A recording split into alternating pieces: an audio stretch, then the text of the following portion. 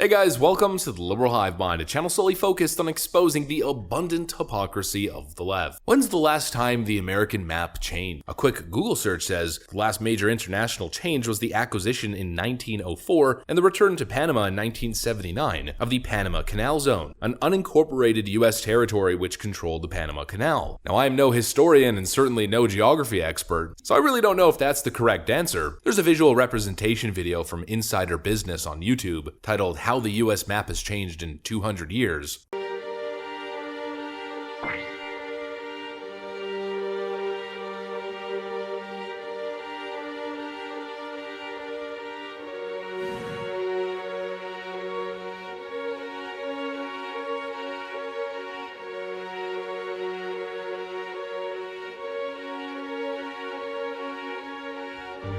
And that video seems to indicate, at least in terms of the mainland state structure, that nothing has changed since the early 1900s. But I think moving forward in the next couple of years, that visual representation might need an edit. It might need an update. We've been following this story for a while. It started off as a secession pipe dream, but it's very quickly turning into a possible reality here, as multiple counties, in fact a good chunk of them, in the state of leftist dystopia Portland, have expressed their will to secede from the state of Oregon and subsequently be absorbed by the state of Idaho, and it's actually happening. Legislation is being pushed and votes are being passed. This right here is probably one of the craziest stories that nobody seems to be talking about. Let's take a look. We got some stuff to get into, so let's roll the tape. Alright folks, take a look at this beautiful headline right over here. Greater Idaho. Movement to make several Oregon counties part of Idaho gains steam. The most recent and most significant update from Oregonian politics, Greater Idaho resolution passes Idaho House, now calls for talks with Oregon over moving the border. With a wink and a smirk, the Idaho House of Representatives on Wednesday passed a non-binding memorial calling for formal talks between the Idaho and Oregon legislatures to discuss moving some rural Oregon counties out of their state and into Idaho. The proposal is rooted in the so-called Greater Idaho movement, which seeks to include about 11 counties or 63% of Oregon's landmass within Idaho's borders, because proponents of the plan think Eastern Oregon is more politically and culturally aligned with Idaho than Oregon's larger progressive cities in the western part of the state. Such a large-scale change to the state borders hasn't occurred since the Civil War, and moving the borders would require the Idaho legislature, the Oregon legislature, and Congress to all sign off in favor of the change. The move would also likely require multiple amendments to the Idaho Constitution, which defines the state's borders and caps the number of state legislative districts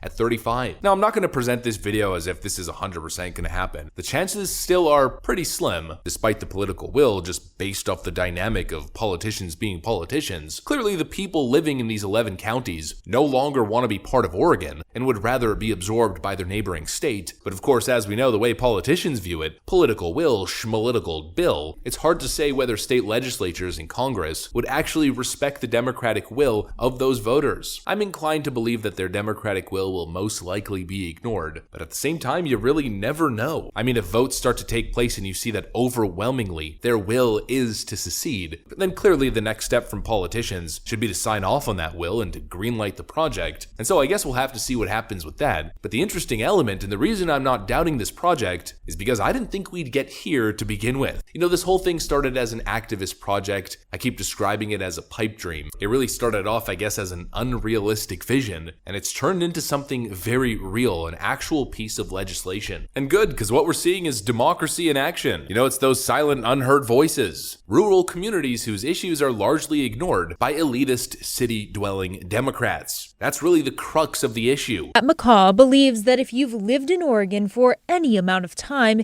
you can see the east side of the state can be quite different than the West. For a very long time, there's been this urban-rural divide, and people on the east side of the state have felt like their state-level government has not heard them, has not understood their way of life, their values, their problems. And that's why a couple years back, a group of people began discussing a new idea. We started going county by county in Eastern Oregon and asking voters directly, do you want your elected leaders to look into moving the border? McCaw, a spokesperson for the Greater Idaho movement, says their plan was originally met with skepticism. When we started this 2 years ago, I would get that a lot, like, well, this will never happen. Why are you wasting your time? But he says that sentiment is changing. Several eastern Oregon counties voted to discuss moving the border, and now resolutions are up for a vote in both the Oregon and Idaho legislatures. The people of Eastern Oregon have completely different values than, frankly, the leftist lunatics running Oregon, and especially people like Kate Brown. Most of the top-ranking far-left Democrat officials who run the state, it's not only that their value systems are completely opposed, but frankly, they're complete bigots, demonizing, slandering, and dehumanizing regular Republicans in the state and across the nation. Well, the people of these communities have officially had enough, and I really don't blame them. I mean, pretty much anyone living in Oregon. I don't blame you if you're frustrated and you want to leave. When you walk around downtown in your cities like this. Oh, you're safe. Yeah, that's oh, I get it. What? People living on the streets. I mean, I understand people need a place to sleep, but it just seems like there's a better solution, in my opinion. And Portland is not doing what needs to be done for these people. You know, the parking lot. You just said the room was clean. I'm talking about like the outdoor, the parking lot. But what I'm finding in Portland is just dirty everywhere. So it's just par for the course here. It's probably the hobo hotel across the street. I mean, you got huge homeless encampments just a block away. It's insane. Right across the street. Yeah, it's insane here. So. Ugh. And the humanitarian crisis in Oregon has exploded to such a dramatic degree that it's even seeped into the suburbs. For years, these neighbors have been watching the city's homeless crisis spread across parts of southeast Portland. Now it's right outside their front door. I want to cry. I just want my house back.